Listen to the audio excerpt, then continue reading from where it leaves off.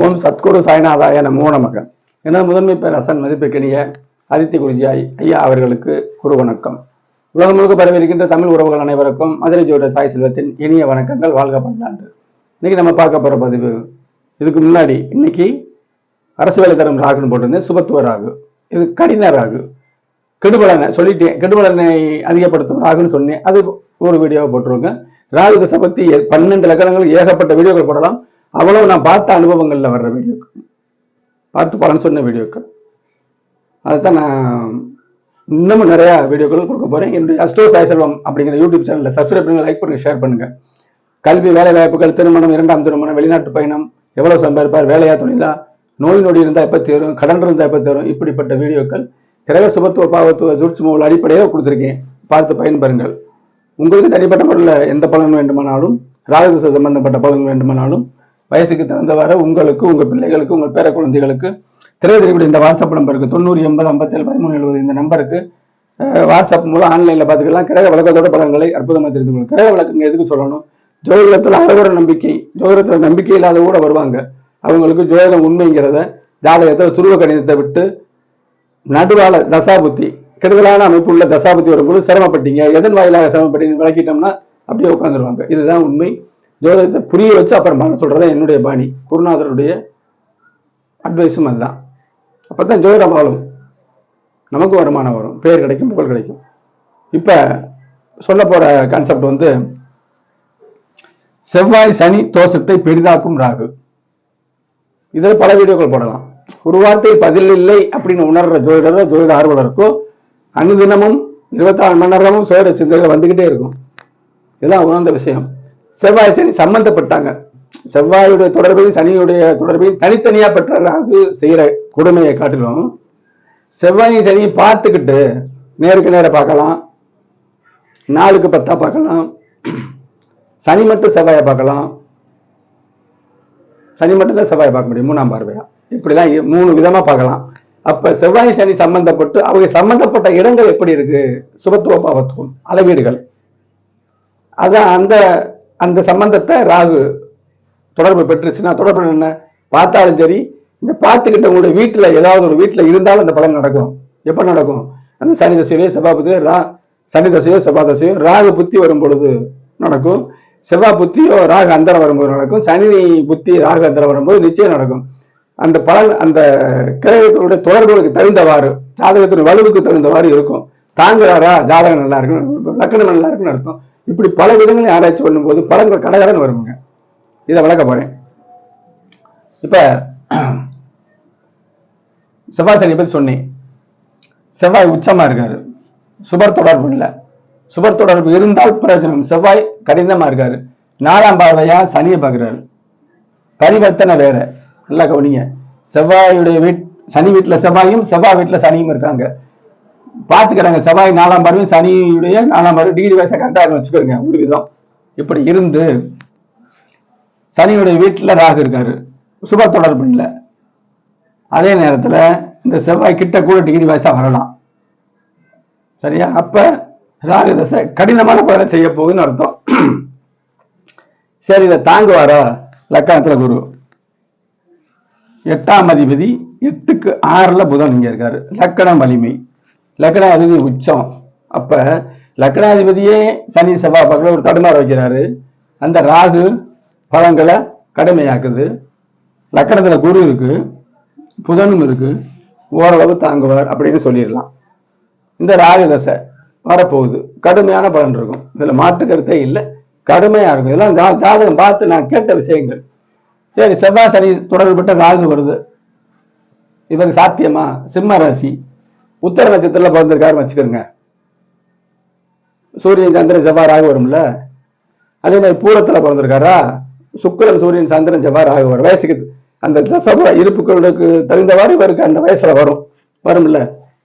மகத்துல வந்தா கேது சுக்கிரன் சூரியன் கடைசி காலத்துல வரும். அப்ப பூரமும் உத்தரமும் இவர் இருந்தாருன்னா நிச்சயம் ராகுதசை வந்தே தரும். என்ன நடக்கும்? லக்கணத்துக்கு 3ஆம் இடம், சகோதரம் 3ஆம் இடம், இவருடைய நம்பிக்கை சதையும் ராகுதசையில. சகோதரம் செவ்வாய் அங்கேயே இருக்காரு, இளைய சகோதரம் இருக்க மாட்டாங்க கண்டிப்பா. சரியா? 11ஆம் இடம் மூத்த சகோதரம் குரு வருஷம் இருக்கு, மூத்த சகோதரம் இருப்பாங்க இவருக்கு. அவருக்கு துன்பம் நடக்கும். எல்லாரும் தான் நமக்கு வேணும், நம்ம மட்டும் நல்லா இருந்தா போதுமா? நல்ல மனிதர் அப்படி நினைப்பாரு, எல்லாருமே வேணும். உறவு முறைகள் எப்படி இருக்குங்கிறது வேற, எல்லாருமே வேணும். தனியா இருந்தாலும் நல்லா இருக்கட்டும் அப்படின்னு நம்ம நினைக்கணும். நம்ம உதவி இல்லாட்டாலும் அவர் நல்லா இருக்காராங்கிறது எல்லாருமே வேணுங்கிற அமைப்புல சகோதரருக்கு கெடுதல் நடக்குங்க. சரியா? செவ்வாய் பார்த்த சனியின் பார்வை, சனி பார்த்த செவ்வாயின் பார்வை, அதன் வாயிலாக ராஜதசை பலனை கொடுக்கும். இவருக்கு பாதிப்பை தாங்குறாரு. இங்க பாருங்க, 8ஆம் இடம், 8ஆம் இடத்தை இந்த ராகு தசையில செவ்வாய் தசையில நடக்காது. ஏன்னா செவ்வாயோட பலன் ராகு இழுத்து வச்சுக்கிறோம், ராகுல தான் நடக்கும். செவ்வாய் பார்த்த டிகிரி வயசா பார்த்த சனி 8ஆம் இடத்தை பார்க்கிறாரு. 8ஆம் இடம் என்ன? ஆரோக்கிய ஸ்தானம். ஆரோக்கியம் கெடும். பெருசா கெடாதுங்கிறதுக்கு என்ன அர்த்தம்? 8ஆம் அதிபதி அங்கேயே இருந்தாருன்னா கடுமையா இருக்கும். 8ஆம் அதிபதி விலகிடுறாரு. 8ஆம் அதிபதி 8க்கு 6ல ஓடி வந்து குருவோட ஐக்கியமாயிட்டாரு. அப்ப பாதிப்புகள் தாங்குறாருன்னு அர்த்தம். செய்துதான் செய்யும். சகோதரர் அப்படியே 3ஆம் இடத்துக்கு இதை வாய்ப்பு இல்லை, கண்டிப்பா இல்ல. இளைய மூத்த சகோதரருக்கு கண்டிப்பா இருக்கும். 11ஆம் இடம், 11ஆம் இடத்துக்கு எப்படி பார்க்கறது? மூத்தவங்களுக்கு 3ஆம் இடத்தையும் பார்க்கணும், செவ்வாயம் பார்க்கணும், 11ஐயும் பார்க்கணும். மூத்தவங்களுக்கு டிஸ்டர்ப் ஆகும், உறவு முறை கெடும். சரி, சனியோட செவ்வாயுடைய பார்வை இங்க விழுகுது. இது 6ஆம் இடம். 6ஆம் இடம் வேலை கெடும். என்னத்தையும் போயிட்டு வருவாரு. அடிப்படை பலம் வேணும். அடிப்படை வந்தா தான் தசாபத்தி ரீதியாக சிறு சறுக்கள் வந்தாலும் தாங்கக்கூடிய அமைப்பு வரும். வேலை 6ஆம் இடம் இல்லையா? 6ஆம் இடத்துல சனி இருந்தா நோய் இல்லை, வேலை இல்லைன்னு சொல்லலாம். வேலை இருக்காங்கிறது எந்த வகையில வருமானம்னா 2ஆம் இடம் 10ஆம் இடத்தை பார்க்கணும். ஒரு நிலையில 6ல சனி இருந்து 10ஆம் இடம் வளர்த்தா வேலை கிடைக்கும், தொழில் செய்வாருன்னு சொல்லிக்கலாம். இப்ப 6ஆம் இடத்துல பாம்பத்துவம் ஆயிருது. செவ்வாய் சனி, தாய்மாமன் சரி இருக்க மாட்டாங்க. இந்த ராஜதசை நடக்கும். தாய்மாமன் புதனுடைய வலு, தாய்மாமன் இருக்காரு, அவருக்கு ஏதோ டேஞ்சராக நடக்க போகுதுன்னு அடுத்த ராஜதசையில வேலை கடும். கண்டிப்பா 6ஆம் இடம் கடன் அதிகமாகும். சரி, செவ்வாய் பார்வை, செவ்வாய் எங்க பார்க்கறாரு? இதை பார்த்துட்டாரு. அடுத்து 9ஆம் இடம் தாய் தந்தைக்கும் பீடிக்கும்.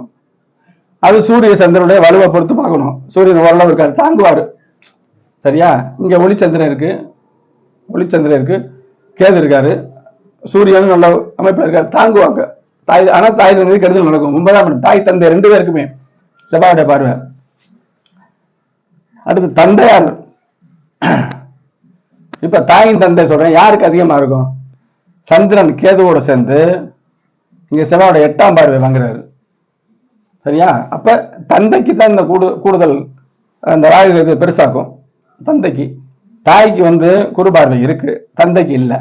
அப்ப தந்தைக்கு தான் அதிக டிஸ்டர்ப்னு சொல்லிடலாம். அப்ப செவ்வாய் ராகு தசை நன்மை செய்கிற கிரகத்தினுடைய சம்பந்தப்பட்ட நன்மை பல மடங்கு, கெடுதல் பண்ற கிரகங்களுடைய சம்பந்தப்பட்ட கெடுதல் பல மடங்கு. அதை தாங்குவாராங்கிறது அப்படி பார்க்கணும். எடுத்த உடனே கடகத்துல ராகு இருக்கு, அம்மா பூச்சு, சிம்மத்துல ராகு இருக்கு, அப்பா பூச்சு, இப்படிதான் சொல்லக்கூடாது. மற்ற எல்லா விஷயத்தையும் சொல்லணும். அற்புதமா சொல்லி கொடுத்திருக்காரு ஐயா. பாவகம், பாவகாதிபதி, காரகம், இந்த 3னுடைய சுபத்துவ பாவத்துவ அளவீடுகளை வச்சு லக்கணம் எப்படி இருக்குன்னு அதை துணை கொண்டு எல்லாருக்குமே லக்கணத்தை பார்க்கணும். லக்கணம் ராசி அதிபதி இருந்தாருன்னா சின்ன சின்ன துன்பங்கள், ஒரு கடினமான காங்கிரீட் சோகத்துல ஒரு கடப்பாறை கொண்டு இடிச்சோம்னா ஒன்றும் நடக்காது, உதிரத்தான் செய்யும். மனுஷோர்ல இடிச்சா அப்படி இடிச்சால் தப்புன்னு விழுந்துடும். இதுதான் பேசிக்கா புரிஞ்சுக்கணும். கிரகபாவ சுபத்துவ பாவத்துவம் அமைப்பு படி தெளிவா விளக்காச்சு. ராஜதசை கடுமையான பலன் தரும். நல்லா 1க்கு 2 தரம் நிதானமா தான் பேசுறீங்க, புரிஞ்சு பாருங்க. பொதுமக்கள் நல்லா பாருங்க. உங்களுடைய ஜாதகத்துல ராஜதசை செவ்வாய் நடந்துகிட்டு இருக்கு. ராஜதசை என்ன செய்யும்? கெடுபலனை செய்யுமா, நல்லது செய்யுமா தெரிஞ்சுக்க திரையில வாட்ஸ்அப் நம்பருக்கு தொடர்பு கொள்ளுங்க. கிரக விளக்கத்தோடு பலன்களை இப்ப எப்படி பேசுறனோ அதே மாதிரிதான் பலன்னு சொல்லுவாங்க. அதுல மாற்றுக்கிறதுல உங்களை கவர்றதுக்காக வீடியோல விளக்கமா பேசிட்டு பலன்ல ஒரு வைங்க அடுத்து அப்படிங்கிற வேலையே நம்ம கிடையாது.